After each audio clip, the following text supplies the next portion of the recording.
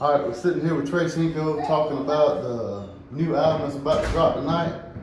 We'll let you tell us a little bit about it. Name of the album is ALLATT. Been working on it for a while. Tell us a little bit about it. Why ALLATT? Why I chose the name ALLATT, this is it. Like, it took me a while to actually be able to talk about certain topics. So people ask me, this don't match in your lifestyle, this don't coincide with this. So ALLATT is just what it says. It's all that y'all been looking for, all that y'all was missing, or all that y'all was confused on. You'll start getting a better pickup of what's going on tonight when you get the album. So this is real stuff. The real deal. Real stuff. The right hand of God. So with the album, ALLATT, what's one message that you are trying to get across or prove with this album? With this album, the top message I want to get is family. Like, you got it's a lot based out of family on this album, for real. Like, a lot of real scenarios were talked about in this album, and the message, I guess, at the bottom line, just family gotta relearn how to stick together. Like, we falling apart over simple-minded things, or we settling for stuff we really shouldn't be settling for. So that's what the message I want to get across. So you would say your family mostly inspired the album, man? Yes, family definitely. Stuff and maybe some life experiences and stuff like that. Real life scenarios. Yeah, I felt a lot of that, when we were producing the album. So brings me to my next question is, I would say on promoting the album, how do you go about promoting what you're about to put out? And like, how did you decide which songs to put on the album? How did I decide? It was a vibe. Like, it wasn't supposed to go like this. It was supposed to be a whole nother, this album was supposed to be a whole nother thing. But, things kept happening and I couldn't run from them. So I felt like, at the end of the day, this is all this is about. So why not make this ALLATT? So I curated like 3 different tracks. They weren't recorded to be on ALLATT specifically, maybe 1 or 2, but they weren't specifically supposed to go on this album. They all just had the right vibe with each other, so I kind of added them and made an album out of 3 songs I had sitting in the vault. Seemed to be all good stuff, man, and I think once everybody hears what's going on, I think they're really gonna, see where you're coming from, hear some of your pain, hear some of your stories, really know what's going on.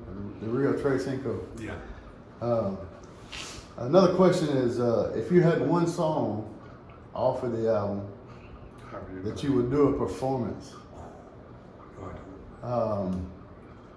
what song would you think that would be? It's either gonna be Known or One Time for Them, just because of the vibe. Speak on it, you're gonna wanna sit there and really probably listen to that twice, because you're gonna get lost in the sauce and think it's a hype song, but it's never gonna go that hype. It's not gonna be that hype that you think at all. So what you hear at the beginning is what you're gonna hear 1, 2, and 3.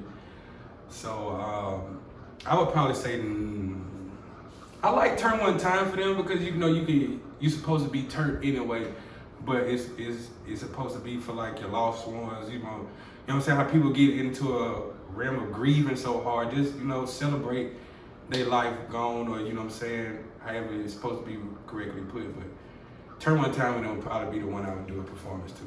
That's probably the one I was thinking of too. I guess listening to what it says and watching, it's a performance in the studio where anybody believes it or not. Yeah. So, there's a lot of effort and stuff that goes into that to make it, have the real feel to it. And just by me watching you in the booth, yeah. I would probably pick the same song. I was thinking the same thing, but kind of want to know, what you were thinking about that. But okay. And on the what kind of sound production wise, like, did you have in the back of your mind prior to coming into the studio to come up with what was going to go into the album? Did I already kind of know? I didn't. Like the first song on the album was Death. I was ready for that one. But even that song was for real, I still wasn't ready for it. It took me a while to do that song because I think I've been had it wrote for a while, and I kind of went back in the stash and, you know, picked up some lyrics, and I think it was like 4 bars pre-started on that song, and I kind of finished it out. Sit back here one day, I can actually almost remember the day too, but that song actually got interrupted and everything, like, so man, I think Speak On It was ready. It was ready, and it laid, when I laid Speak On It, it laid the platform for the other 2 songs. So they just kind of picked up with Speak On It. So Speak On It is like the headline song of this whole album.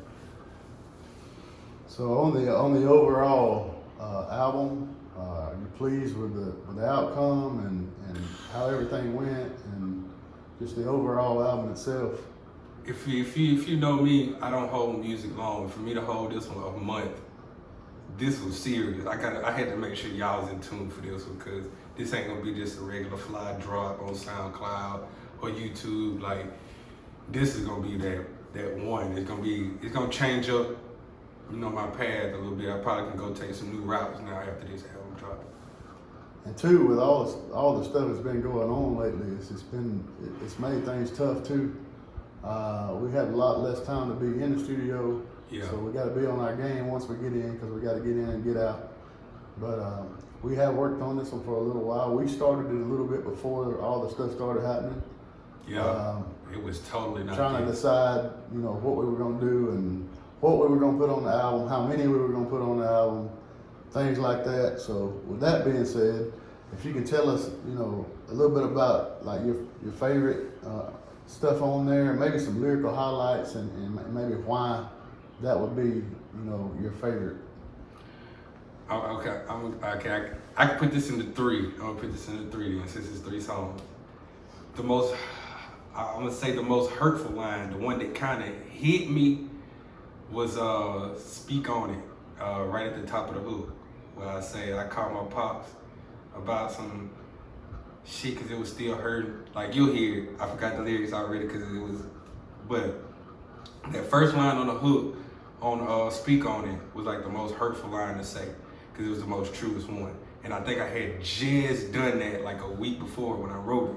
So that was a real life scenario on that one.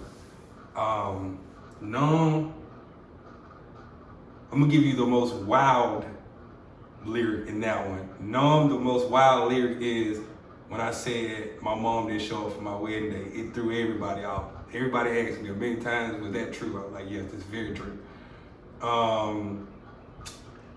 It Turned One Time for Them. I just like that song all the way through. It's just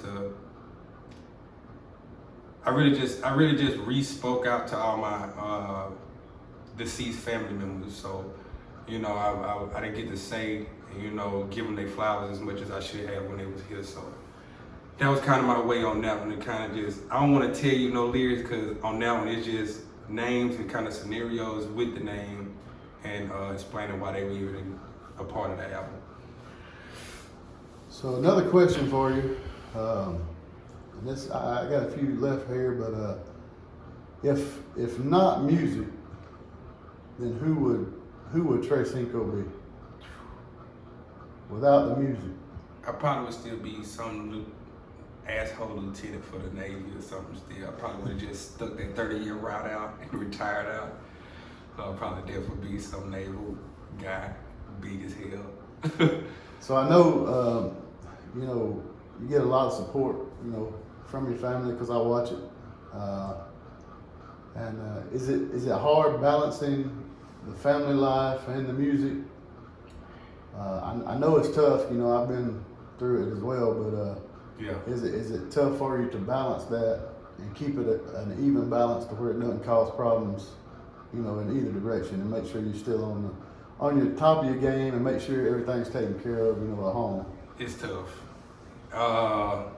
Like I tell people, I ain't made it yet, so I'm still going through a lot of real life scenarios too, like everybody else. So it's definitely hard balancing the family time. But now, you know, it's getting a little better because, you know, I try to bring the studio to me, or they can come to the studio with me now more. So it's getting a little bit better than it was the first 6 or 7 years with my family my current family. It was kind of hard because I had to be in the studio late nights, 1 a.m., 2 a.m. when I should be asleep, you know what I'm saying?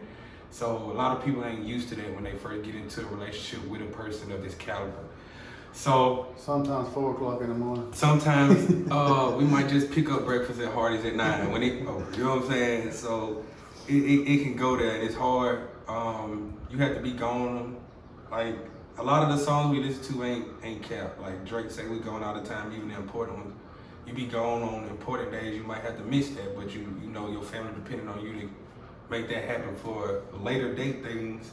So you have to go ahead and seize the moment a lot of times, and you know, just can't think about it as hard as you would, because you'll crash out and probably just say, I don't want to do it no more.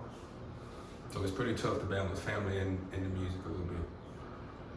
Just a couple more questions for you right here, and we'll wrap everything up. But here's a question that I think everybody's gonna want to hear the answer to this.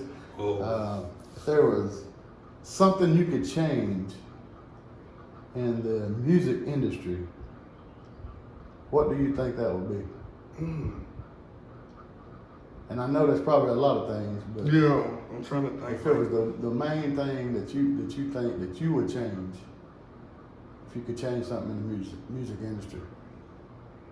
It's so much, man. If I had to name one though, oh my God, what was it? Change. I guess I would say like,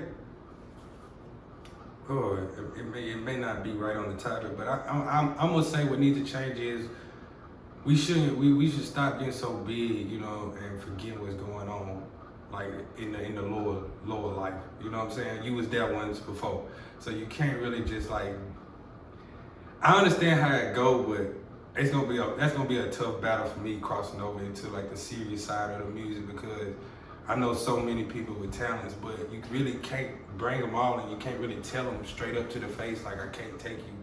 So I think we should change how that works a little bit, because it can be discouraging to somebody that was probably really finna be hot, and you know what I'm saying? It could really take their whole dream away from them if you do stuff like that. But I know it's you trying to be real on the music level, but you gotta think when you was there, would you have handled that the same way if somebody came and told you that?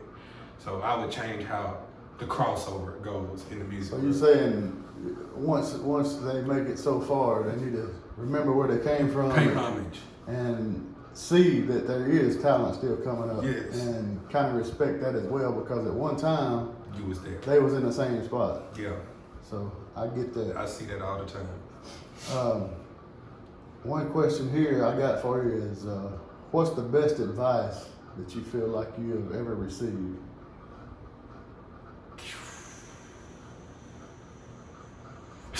Okay, on my note, I'm gonna say on my note, was to stay in the gym and stay fit. That worked out perfectly all the way out. Cause people still think I'm fucking 12, and I'm not 12. I'm literally 30. So I must have did something right in that aspect. So I would definitely say that on my end. Bit of advice. I mean, just an all-out piece of advice is to stay strong. Keep people out your ear. Because people are going to tell you you suck, but somebody else probably like it somewhere across the world. So stay strong. So to keep your fans involved and things like that, you know, to make new fans, show people you care about everybody, it's all about image. Right. Don't you think? Definitely. How people view you socially, different areas of your life and stuff like that. True. I feel like that's important as well. One more question for you, and we'll close out. Just let everybody know what's next for Trey Cinco. What's coming up next? A lot of singles. I really don't have any looks on album right now because the quarantine kind of slowing down the process on things. So we definitely gonna slow down on big drops, but I'm gonna keep dropping singles, and I got a big country hit. I kind of passed through and caught a feature with, so that's gonna break another scale real soon. That was not even far, probably within 2 or 3 weeks. It's That coming. should be coming up. So that's the biggest piece coming up in Trace Cinco world. Yeah, that's the biggest. That's the next big thing. Man, we're all getting ready for this thing to drop tonight, getting excited about it. Yeah. We're not gonna break any rules tonight, but we're gonna have a couple of our closest people with us. We're gonna be all over social media. Y'all make sure you keep up with what's going on. Share everything you see that we have, coming out today. Yeah. So everybody can see what's going on. Share this interview, it's very important stuff. Look back at all the posts on each page. Share them. Trace Cinco, all that coming at you tonight. Tonight, midnight, 11 o'clock if you in my time zone. It's only 12 o'clock in Atlanta time zone. So if you in the Eastern time zone, it's 12. Central is 11. So we get an hour free before everybody on the East Coast here. So we're looking at about 11:15. We're looking to at least 2,000 downloads by 11:15. Maybe 5. Let's run it. Like, I need y'all to just hit the download button. Just hit the download button if you don't share. Just hit the download button for me. And at least put it on the playlist. If you're on Spotify, playlist it out. Put it on your favorite playlist, and that works out just perfect as you download it. We ready to do it? Yep. All that. 418, 11 o'clock. Let's get it.